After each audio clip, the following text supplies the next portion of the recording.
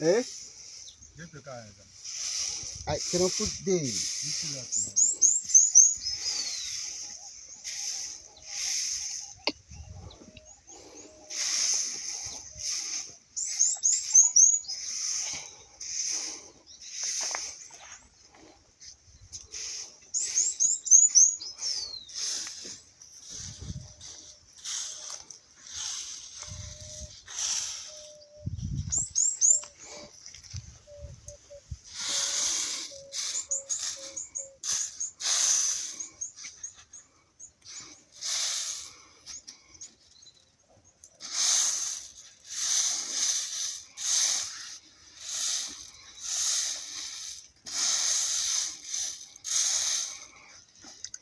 Hello family, greetings to you all and welcome back to my channel.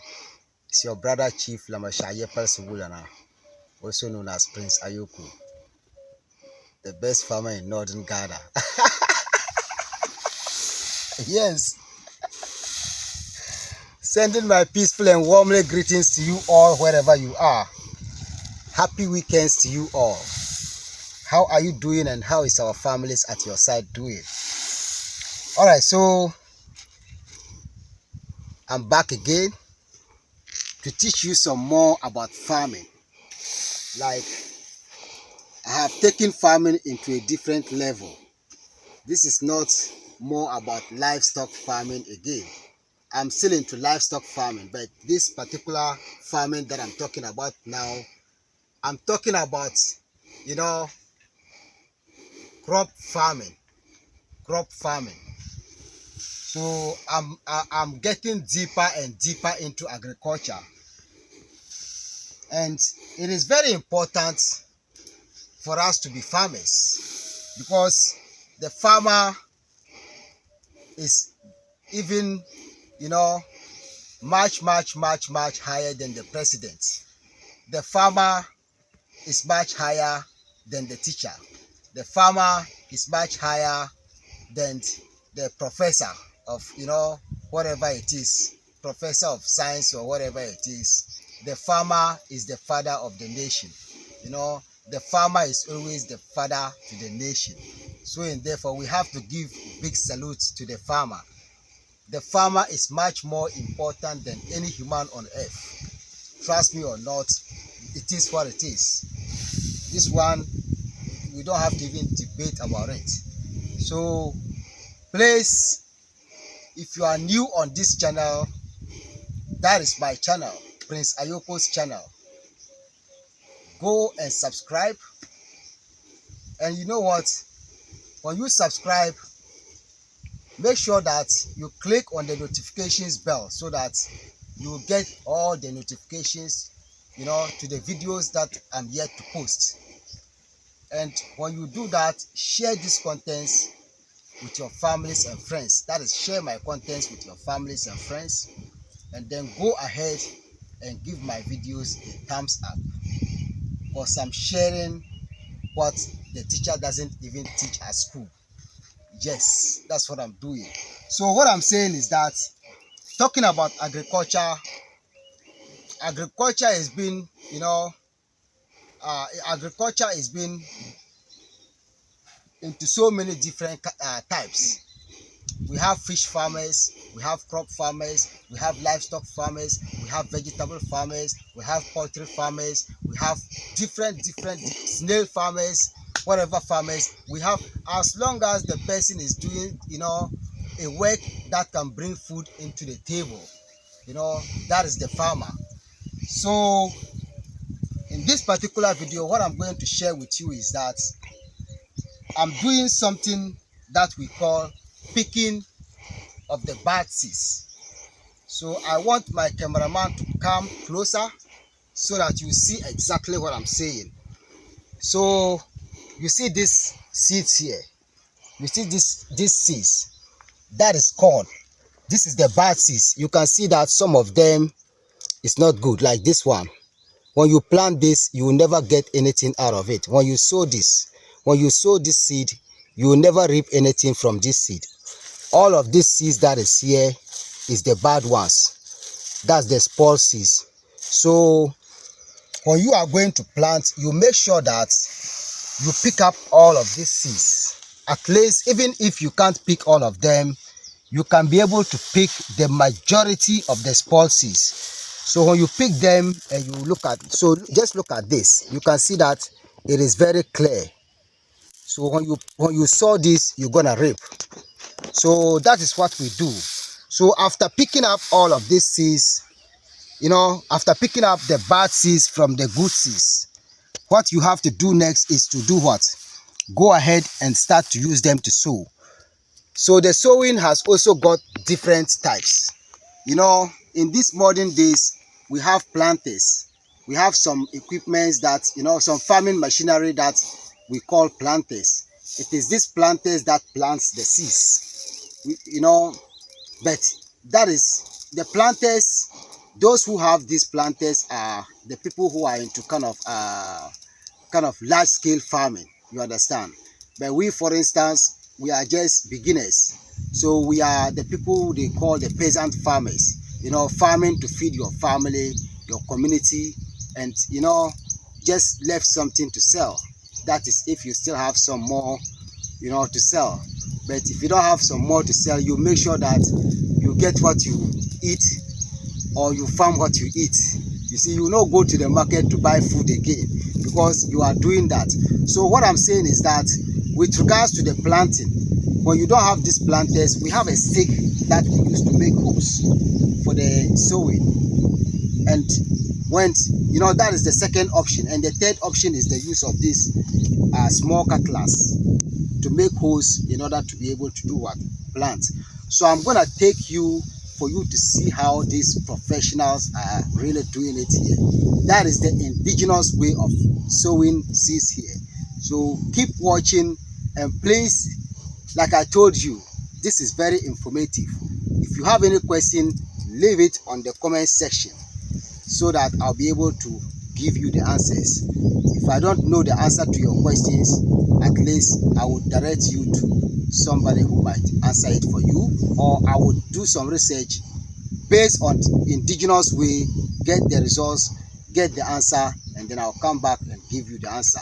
So keep watching, okay?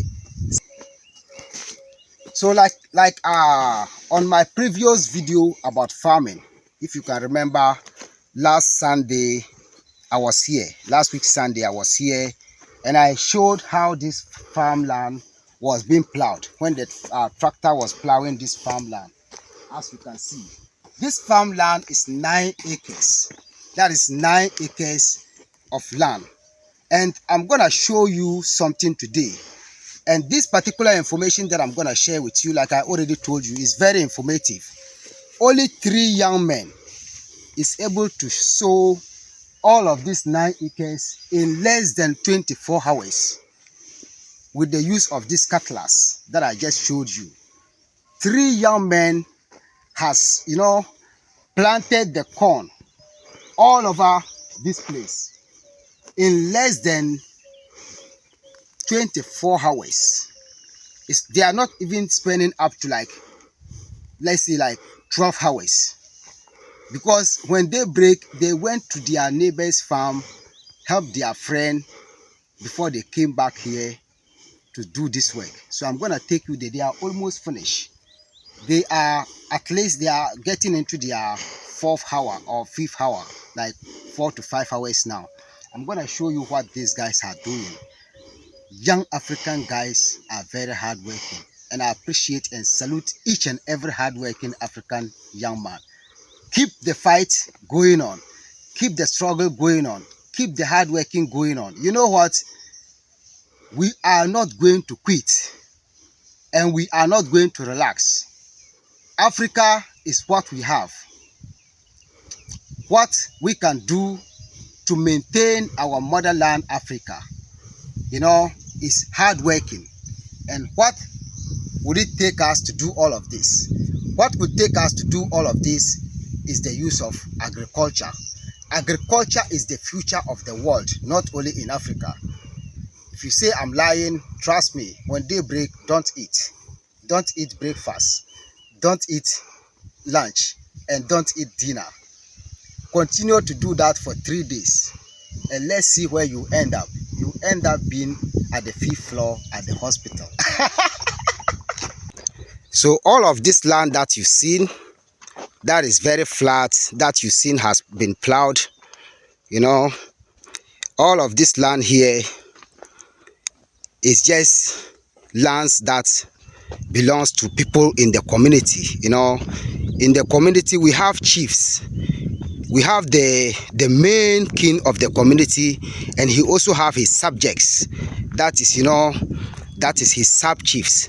So the chief or the king himself together with his sub chiefs are the owners of this land. So what we do is that even if you are not in the community and you come over to beg for a land or to request for a land to farm, they are very open to giving lands for people to farm.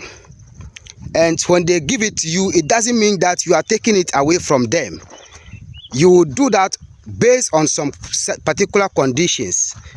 Maybe they might tell you that when you farm each acre, when you harvest, you're gonna pay 1 bag.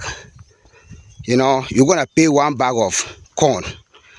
So when you farm 10 acres, that means you are paying 10 bags of corn. So that is how it works here. And when you did not harvest, when you did not get good yield, it's not your problem. Maybe the owner of the land can just let you go with it because it's not your fault. So that's one good thing about farming here. So to those who are ready to get themselves involved into agriculture, as you can see, we have so many lands in the north. We have very, very vast land, and the land is flat. You know, there's no big trees that can prevent someone from farming. So what we have to do is that when you are interested in agriculture, when you want some land to plant and everything, or to farm, I'm here. Just contact me on my email, princeayoko@gmail.com. I don't have a problem helping you with that. I can do that for you for the sake of, you know, the growth of we people. So continue to watch, and I have a lot to share with you. So one advantage about farming is that, you know, in these farmlands we have so many trees. So some of these trees, their fruits is edible. Like this tree, this tree we call it sinsabga, and the fruit is called sinsaba. So it tastes like strawberries. When it is ripe, it tastes like strawberries and it looks like strawberries, but it's not big like strawberries. So usually during the farming season, like during around when the crops is almost closer to like getting matured, that is the time this, you know, fruits will also start to ripe. So the farmer can use it as food whilst farming. So that's the that's the fruits that you're seeing on top of the tree. And this is the whole tree itself, as you can see. So that is the sinsabga tree. As you can see, the fruits is everywhere. So like I already told you, you see, the trees has also got families. So this family has started to ripe. So you can see the fruits. The fruits has started to ripe. So I'm gonna eat it for you to see. And one good thing about these trees is that it is very much easy to eat it. You don't need to wash it. You see, this is the fruit. So this is how we eat it. It's very sweet, like sugar. You see, that is it. We call it sinsaba. When you go to the Abu market, the market that I showed yesterday, when it is in season, it is there for sale. People make a lot of money from these fruits. It is called sinsaba. Sinsaba. So I'm gonna, you know, it's high time for us to be teaching each other what it is in Africa. So you see how it is. That's the ripe one. So this one is not fully ripe. So it will not be sweet like this. So what we do is that we don't eat the skin. We eat the sinsaba itself. And as you can see, this is it. So you can chew it or you can just swallow So that is it. All right, so family, I think I've showed you a lot, but I'll show you a little bit more. So actually, this farmland is not my farmland. It's my brother's farmland. For my farmland, it's only 5 acres of land. So these guys who are here, they've already planted my farmland. They've already planted my farmland. The 3 guys has already planted my farmland, and they decided to come over here to support the other 3 guys who are also here, who are almost finishing up their job. So they have a team. They are a team of these young men from the village who are doing whatever they can to really, make everything possible in life. So they are here very busily working, and I'm going to show you how they use, cutlass to sow corn seeds or to plant corn. So you see, these are our young brothers using the cutlass to, to sow. As you can see, them holding the cutlass and the seeds. Are you my word? So Baba is here, and this is Fuseni. Fuseni is also here.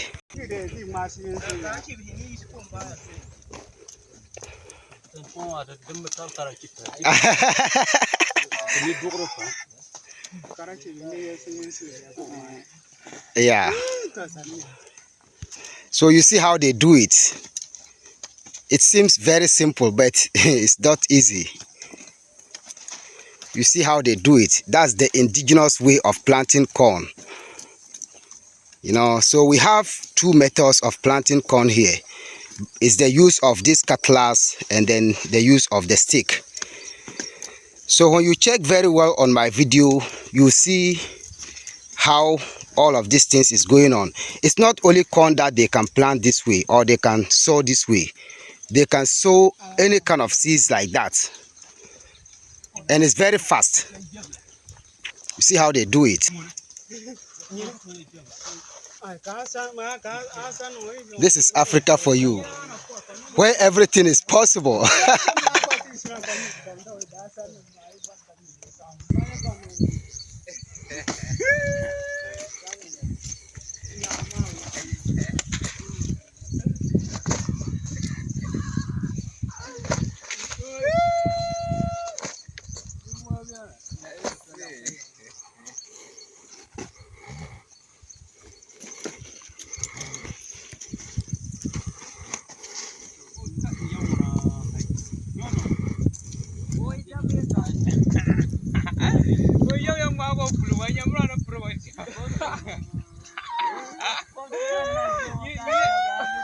So you see how we do it. I'm learning. So that is how it is. Okay, so family, thank you all for watching. Thank you all for your time. And thank you all for really taking your time to learn. I appreciate you all. On behalf of my brothers here, that is Husseini. Husseini is here. Takim is here. Alasan is here. Another Alasan is here. And Muhammad is here. So on behalf of all of this team, we say thank you to you all. And we thank you for keeping, in touch and for learning. Continue to learn because we still have some more to learn. Have a wonderful weekends and enjoy the rest of your weekends. Peace and blessings. One love.